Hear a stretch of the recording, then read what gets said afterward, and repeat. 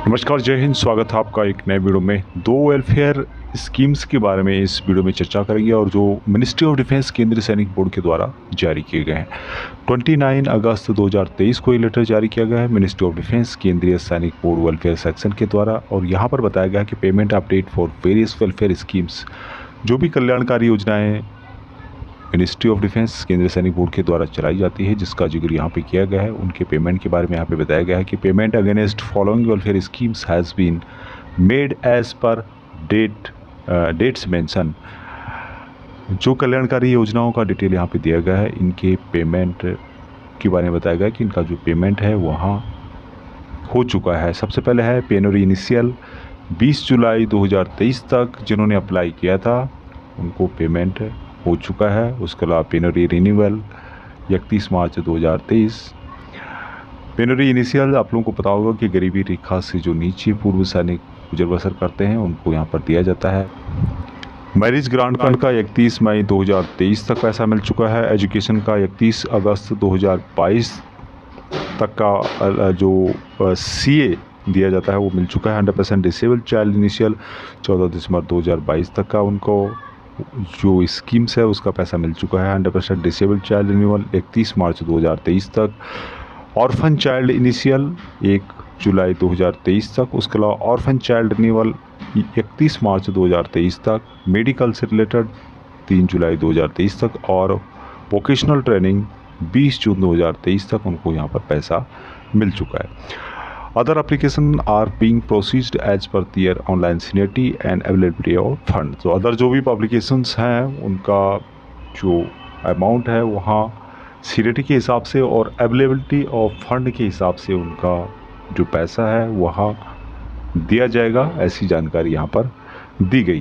दूसरी जो जानकारी यहाँ पर दी गई है ministry of defence department of access and welfare के द्वारा, यहाँ उत्तर प्रदेश पूर्व सैनिक नगर लिमिटेड के द्वारा उत्तर प्रदेश के पूर्व सैनिक और उनके डिपेंडेंट को क्या क्या फैसिलिटीज़ दी जाती है और कुछ योजना है जिनमें की बढ़ोतरी की गई है, उसकी जानकारी यहाँ पर दी गई है।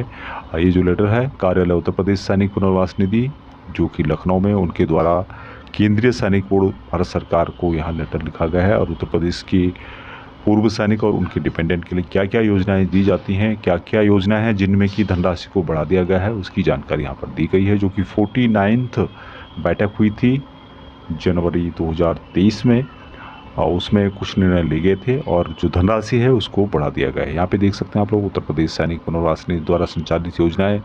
वार्षिक शैक्षिक सहायता प्रतिवर्ष माननीय श्री राज्यपाल द्वारा वित्तीय वर्ष 2019-20 से निम्नलिखित आर्थिक सहायता की राशि में जो है बढ़ोतरी की गई है। यहाँ पर कक्षा 9-10 इनको 6,500 रुपये दिया जाता है। कक्षा 10 से 12 7,500 रुपये दिया जाता है। स्नातक स्तर जिसमें कि BA, BCom, BSc, B.Ed, BBA किया हो 8,500 रुपये। उसके अलावा स्नातकोत्तर स्तर 11,000 रुपये दिया जाता है। इंटर स्तर के तक जो है तकनीकी कोर्स यदि कोई करता है IIT या अन्य सर्टिफिकेट तो उनको 13,000 रुपये दिया जाता है। स्नातक तथा स्नातक स्तर के तकनीकी कोर्स जिसमें कि जिसकी डिटेल्स यहाँ पे आप चेक कर सकते हैं उनको 30,000 रुपये दिया जाता है। पहले राशि कम दी जाती है लेकिन इसमें बढ़ोतरी यहाँ पर की गई है। इसकी क्या क्या शर्तें हैं उसको आप यहाँ पर पढ़ सकते हैं। PDF है, इसका लिंक आपको वीडियो के डिस्क्रिप्शन में मिल जाएगा। उसके अलावा जो NDA, IMA, OTA, AF academy, naval academy, women entry में उत्तीर्ण होने वाले उत्तर प्रदेश के GCU रैंक तक के पूर्व सैनिकों उनकी विधवाओं के आश्रितों को आर्थिक सहायता प्रदान की जाती है और इसमें कितनी राशि दी जाती है उसकी जानकारी यहाँ पर दी गई है। GCU रैंक तक के पूर्व सैनिकों उनकी विधवाओं के 2 पुत्रों तक जो है 25,000 रुपये प्रत्येक के हिसाब से दिया जाता है। उसके अलावा प्रति की एकमुश्त सहायता एवं 2 पुत्रों तक को उक्त धनराशि के साथ साथ रुपये 50,000 रुपये यहाँ पर दी जाती हैं, यानी कि 50 + 25 75,000 रुपये लेडीज़ को या पुत्रों को दिए जाते हैं। इसकी क्या क्या आहर्ताएँ हैं, क्या क्या ज़रूरी है उसकी जानकारी यहाँ पर आप देख सकते हैं। नई योजना कौन सी है उसके बारे में भी यहाँ पे बताया गया है।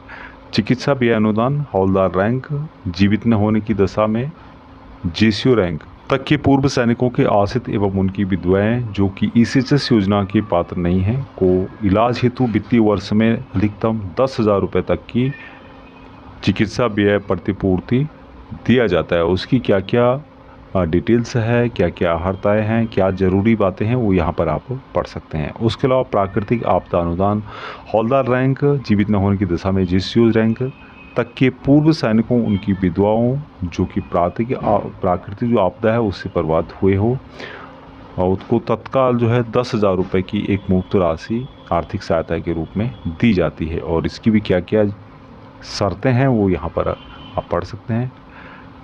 वीडियो के डिस्क्रिप्शन में आपको इनका लिंक मिल जाएगा। अनाथ बच्चों को एक मुफ्त आर्थिक सहायता भी दी जाती है। जीसीयूज रैंक तक के पूर्व सैनिकों के एक अनाथ बच्चे को पेंशन की सुविधा उपलब्ध न होने तक 10,000 रुपये की आर्थिक सहायता दी जाती है और अधिकतम 20 लाभार्थी प्रतिवर्ष चुने जाएंगे। तो इसकी भी डिटेल्स यहाँ पे दी गई है। उसके अलावा विकलांग जो आश्रित हैं उनको अनुदान के रूप में हौलदार रैंक, जीवित न होने की दशा में जीसीयू रैंक तक के पूर्व सैनिकों, उनकी विधवाओं के विकलांग आश्रितों एवं पूर्व सैनिकों की विकलांग पत्नी तो अनुदान के रूप में यहाँ पर कुछ अमाउंट दिया जाता है। डिसेबिलिटी अप टू 50% तक जो है 8,000 रुपये दिया जाएगा और एबव यदि 50% से ज़्यादा उनकी डिसेबिलिटी है तो उनको 10,000 रुपये यहाँ पर दिया जाएगा। इसकी क्या क्या डिटेल्स हैं, क्या क्या शर्तें हैं, किस कंडीशन में दी जाती है, क्या उसके लिए डॉक्यूमेंट की रिक्वायरमेंट है, उसकी जानकारी यहाँ पर दी गई है। और यहाँ जो निर्णय लिया गया था 13 जनवरी 2023 को बैठक हुई थी, उसमें लिया गया था, जिसकी जानकारी मैंने आपको दी। ये थी दोस्तों कुछ वेलफेयर स्कीम्स। अभी तक लिखना है। जानकारी अच्छी लगती है लाइक शेयर, चैनल को सब्सक्राइब नहीं किया सब्सक्राइब जरूर करें। जय हिंद।